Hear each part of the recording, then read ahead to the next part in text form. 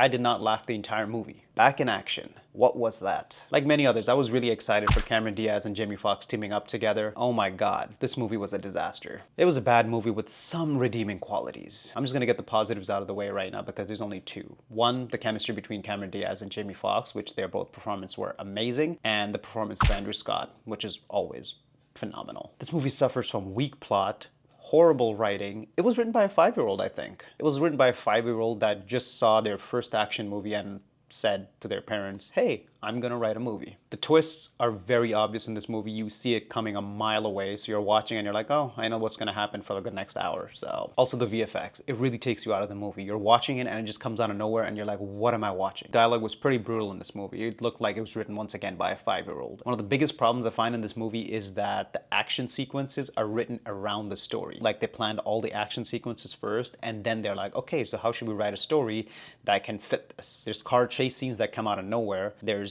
action scenes and fighting scenes that are just out of nowhere. They're done just for the sake of doing it to make it an action movie. The comedy was non-existent. I did not laugh the entire movie. I was laughing at myself watching the movie, but the movie did not make me laugh. I feel like Netflix has forgotten how to make good movies. When they first started making originals, they were phenomenal. But now I feel like they've become the new TV. You know how back in the days movies would go straight to TV when they were really bad? Netflix is becoming like that, and this is a prime example of that. This movie also has a lot of cliches. Cliches about teenagers, cliches about high school, cliches about action, cliches about England.